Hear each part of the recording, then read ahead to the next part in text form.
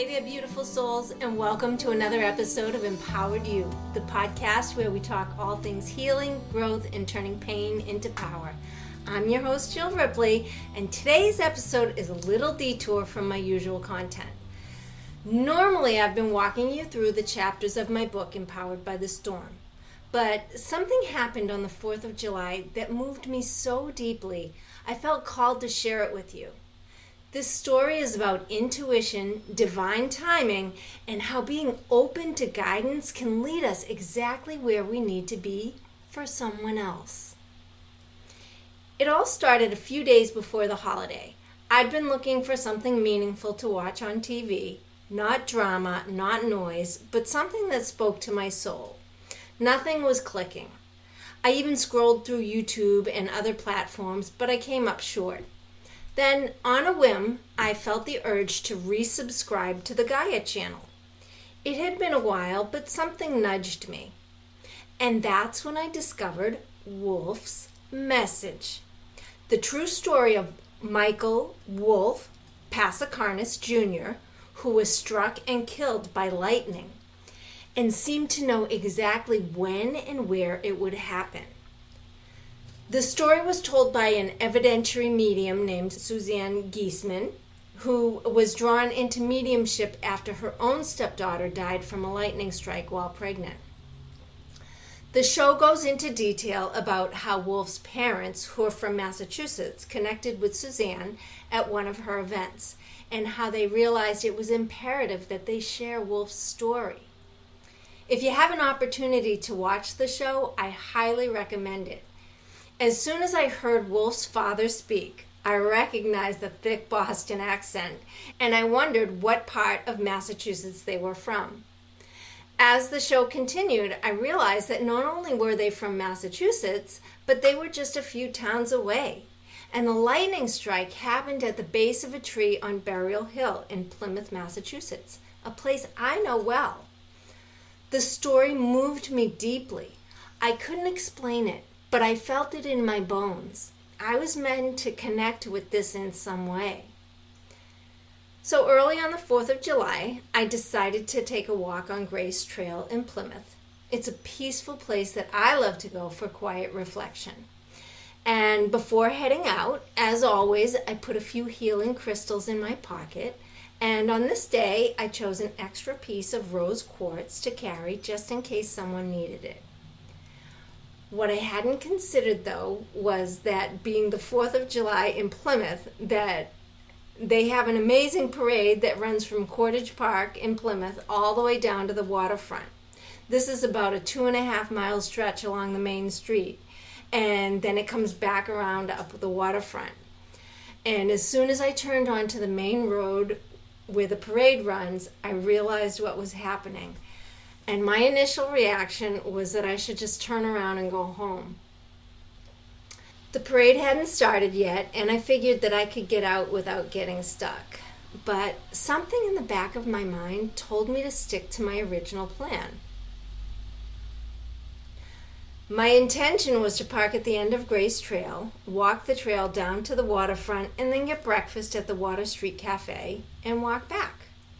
I typically do this once a month with a good friend of mine, and the round trip is about 3 miles. So I figured by the time I got there, had breakfast, and walked back, I would probably not get stuck by the parade.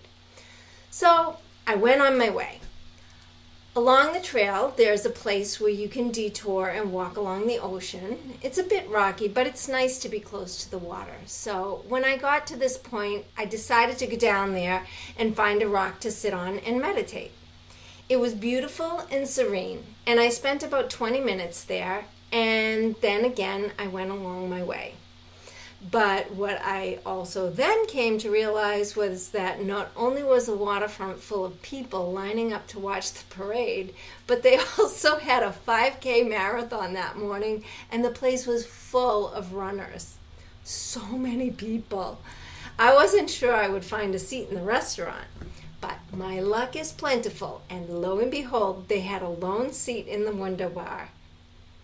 As I sat eating my breakfast, the parade had begun coming down the road, and it was clear to me that going back the way I had come would be challenging and quite noisy. So, being close to Burial Hill, where Wolf's story originated, I decided to go up there and reflect on his miraculous story. It was just a short weave through the crowd to get up to the cemetery, but the hill was steep and the day was hot. I was so glad I went, though, because when I got to the spot at the top of the hill where Wolf's tree was, there was a young girl sitting there all alone on a bench. Something told me I was supposed to talk to her. I told her why I was there and asked if it was okay to sit with her. She was very welcoming, and we had a long talk. She was going through some tough family stuff, feeling isolated, unsure about her path, and longing for connection. I let her know that it was okay to feel that way, that she was not alone, and it was clear that we connected on a totally different level.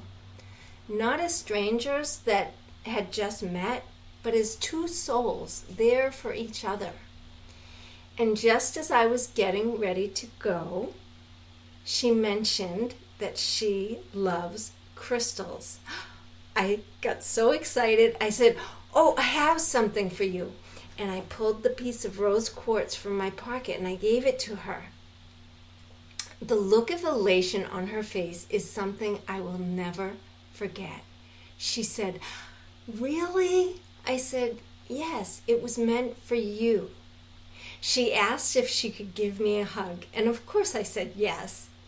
It was the most genuine, heartfelt, warm hug. In that moment, I just knew that I had been led to her that day. So when I left Burial Hill, I decided to take a route away from the noise and traffic, and I went up a side street, and I was praying that when I got to the bottom of the hill, I could find a place to buy a bottle of water, as I was very thirsty at this point. I knew I would have to cross the parade traffic at one small spot, but this would bring me right back to the trail, and it wouldn't be a big deal. What I found at the bottom of the hill, where I was going to cross, was a tent with one of the parade vendors giving away free waters. What a gift! It was meant for me in that moment. This episode isn't about a chance encounter or look what I did. It's a reminder for all of us that when we listen to our intuition, follow the whispers, and stay open to where we're being led, we can become a blessing in someone else's story. Sometimes the most profound purpose comes from not planning, but from showing up with love, presence, and a willingness to say yes. So trust your inner guidance. You never know who's waiting for your light. And I thank you so much for joining me today. If this story touched your heart or reminded you to trust those inner nudges a little more, I'd love to hear from you. And as always, if you found this episode helpful or inspiring, please consider sharing it with someone who might need a little light today. And don't forget to subscribe so you never miss an opportunity to grow and heal and rise. Until next time, stay open, stay loving, stay grounded, and stay empowered.